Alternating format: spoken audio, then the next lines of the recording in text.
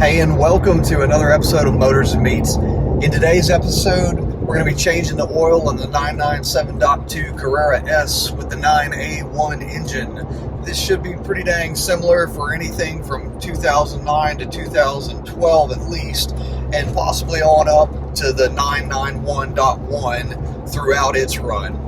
It's a bit cold out this week for Mississippi. We were down in the teens over the last couple of days, ice on the ground. Took the kids to school in the 911 to go warm it up and get the oil loose and ready to drain out. And so while we're on the way back to the house, I thought I'd tell you about a little bit of barbecue adventure coming up here. My friend Shane and I have entered into the local chili cook-off at the Keg and Barrel, and that's going to be in about a month. So we've been practicing. Practice chili is a lot of fun because you get to eat it. We're doing something really non-traditional. If you've heard of birria tacos, you know that they're amazing. So we decided to do a birria chili. So instead of separating the meat out and keeping that consommé off to the side to dip in later, we're just leaving it all in and letting it simmer down and turn into an amazing chili. Pairing that with some really great garnish like fresh cilantro and diced onion, a little bit of sour cream, maybe some cotija cheese, you end up with something that's really phenomenal. I know the channel is usually focused more on the motor side of things than the meat side of things. If you're into the meat, barbecuing, any kind of fun cooking, check out my Instagram. It's Motors and Meats 88, just like you find it on YouTube. It's the same thing on Instagram. I've got everything I can think of out here, just my bag of random tools. This guy right here to take care of that gigantic hex on top of the oil filter, which is in a different place than it is on the 996. 996, everything is from underneath. And so this is a bit of a learning curve here. I want to see what we figure out. And at the end of the video, I'll show you all the different tools that we ended up actually using for this. Looking underneath the car, we'll see where everything is. On the bottom of the oil pan, you'll see the drain plug right there, and that's going to be an 8mm Allen key. So you want to have that tool along with a ratchet to turn it, and you want to have an oil pan to catch the oil. Something deep, sidewall, so that the stuff comes out pretty fast. You don't want it to splash out on your concrete like it used to always do on my 996 when I had a shallow pan.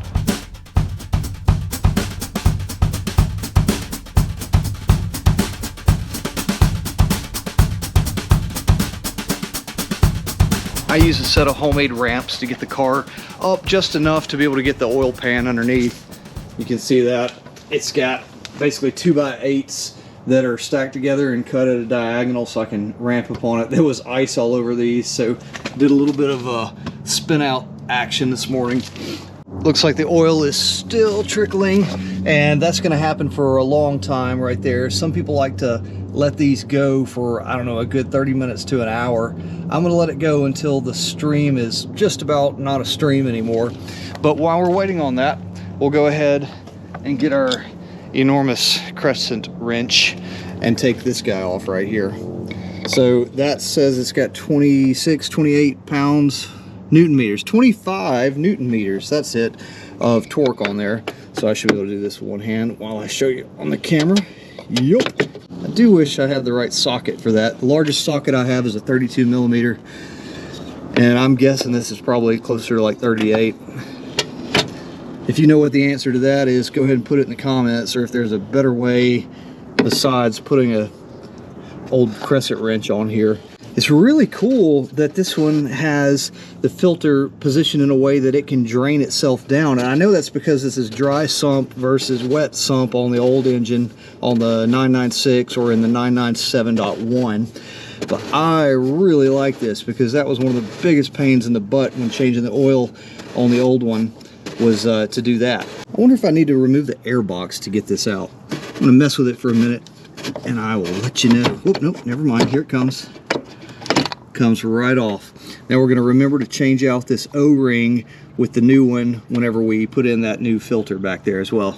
This filter is a little different size than what's in the 996 and as well as in the Cayenne over there. It looks like it's a bigger diameter than those.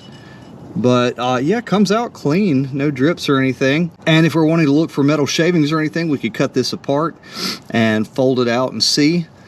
I don't think there's too much risk of that type of thing with this 9A1 engine like there was in the M96. You can see there's a little bit of oil that that wasn't able to get out. I guess if we want to get super technical with that, we could take a turkey baster to it, but there's no way to get that out otherwise. So let's see if we can get this new filter in here. This filter's meant for a few different versions of cars, so it came with all the different possible O-rings. I didn't order it from like Male or any of that stuff off of Pelican Parts. So you're not gonna need those two metal ones or this little O-ring here. You're just gonna need the big O-ring. I just went to the old AutoZone for this one and got a Vida Larga, or extended life. Check that out. But anyway, it's the one that's meant for this car, so I'm good with it. I'm good with it. Ooh, let's see, so the inside diameter of this felty bit right here is definitely smaller than the old one. So let's compare and see if this is even going to fit. They are exactly the same outside diameter, and the inside also looks to be the same. It's just that this foam or paper bit right here is a good bit tighter and can be wallowed out. And you can see if you look here, it's been pressed down. So like that same amount of foam is in there.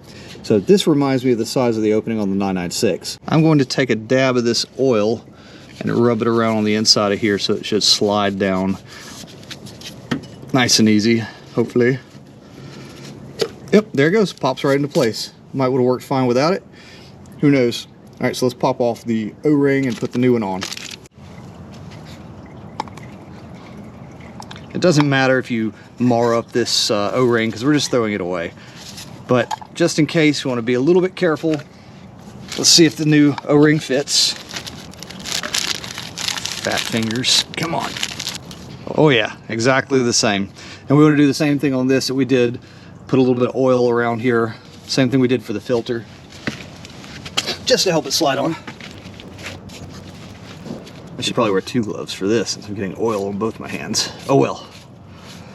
Just a little bit. Nice, nice, nice. And then this guy, we just work it down. Pull it tight. Oh, hello. Pull it tight. Nope. One more time. Pull it tight. Hold it down. There's the trick. And we want to make sure we get it fully seated all the way down into its actual groove, not into one of the threads of the screws. Boop. There we go. Nice. And back to the top side to put this guy back on. Remember, it was a little bit snug against the air box, so we gotta hold your mouth just right. Who was it in the comments the other day? I said something about holding your mouth just right, and I had to explain what that meant. If you're not from Mississippi, you might not know that that means an old shade tree mechanic. He's gonna be contorted face just like he is with his hands. Anyway, hand tight first. Then we get the big guy here and go to 25 Newton meters. Feel that out. Oh yeah. Oh yeah, did you feel that? Did you hear that? It just kind of bottomed out, so I'm gonna go, whoop, that's not it. So I'm gonna go like a good neighbor. No, I'm gonna go right there. That feels like 25 Newton meters to me. Dropping back down underneath here. Okay, yeah, we've got just a little tiny stream still happening. So we'll let that trickle until it's just barely dripping, and then we'll go ahead and put the new one in. Here's a couple tips. You always want to replace the crush washer with a new crush washer. Never reuse the crush washer because it's already been crushed and it's not gonna hold the way it's supposed to, and you'll end up having little tiny oil leaks when this thing gets under pressure. Next, I'm gonna reuse my drain plug. Why do you want to get rid of that? Why do you want to always replace your drain plug? That's because these threads right here can get stripped out that your 8mm is inside of there. And if that happens, you've got to figure out a really awful, annoying way to get this out of here. And that's just no fun.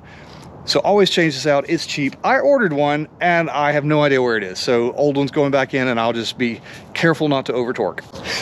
Look at the ice that's been falling off of the underside of my oil pan from sitting outside in its proper EPA approved draining location. And while we wait for that to finish up, don't forget to hit the subscribe button. And if you like this And if you like this type of stuff, hit the like. I would love it. It helps the channel grow. I appreciate it. And I'm making this for everybody who is interested in these kind of cars. I do lots of stuff on these. I do lots of stuff on those. And I have done lots of stuff on the old 996 like that. One other thing, I also put a poll up on my channel. I almost never do completely only barbecue stuff on the channel. This is Michael's Motors and Meats after all. But I do a lot of a lot of motors only things, and just leave the Instagram for the barbecue stuff. So I'm very interested to know if you would also like to see barbecue only or barbecue predominantly stuff on the channel. Go over and find that on my channel, and be sure and click whichever button makes sense to you. And the oil is done dripping. Take a look. Drip, drip, drip. No more streaming out, so that's what I'm gonna call it quits on. You're never gonna get all the oil out of an engine. So now we just put the drain plug back in, add our oil. Let's check the owner's manual to see how much oil we add before we do.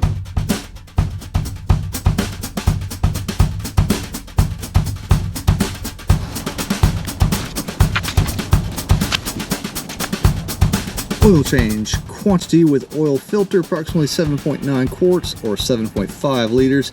Really cool that a quart and a liter is almost the same thing for silly Americans like us. One thing I found to be really cool about the 997.2 compared to the 996 or 997.1 is the way this oil guy works right here. I think that's supposed to be attached. Mine's broken, don't care. But this pulls out and you have a cool funnel. On the 996, like the whole neck was like stretchy and flexy and was prone to crack in those stretchy flexy parts, but you could pop it up and use it as a funnel. Only thing is, if you're using the big jugs like this, they don't really fit without a lot of trouble. So we're gonna use a real funnel to stretch that out.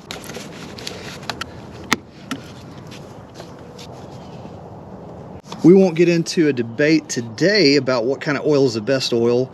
Whatever kind of oil keeps the engine lubricated best is the best oil, but that depends on 100 different conditions.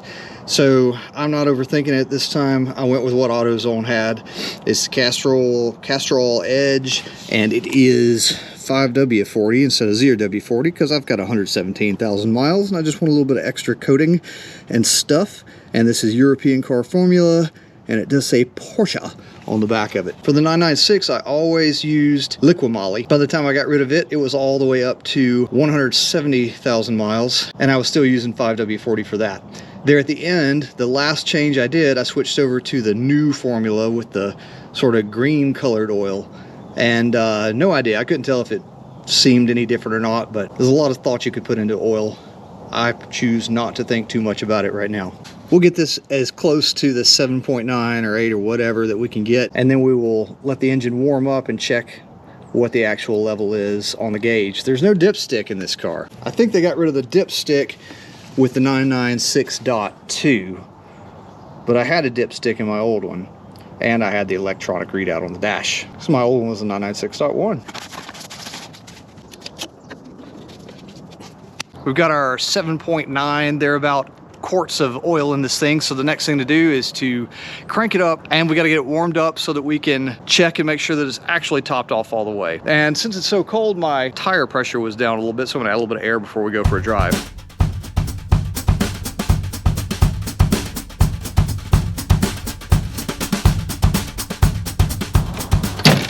Measurement only possible with engine idling. I've been rolling around a little bit here, and I've got the engine water temperature up all the way, and the oil temperature is probably up enough to get a measurement. Let's see, oh yeah, 40 seconds. I don't want to do it here in the median though. Let's get across. What do we got? 54 seconds. 3, 2, 1, go. Okay, good deal. So it looks like there's a little bit more room for a little bit more oil, but that is perfectly acceptable right there. I don't think there's any reason to top that off. We're gonna leave that alone. You may have seen that it said service now on the dash whenever I was going to check the oil level.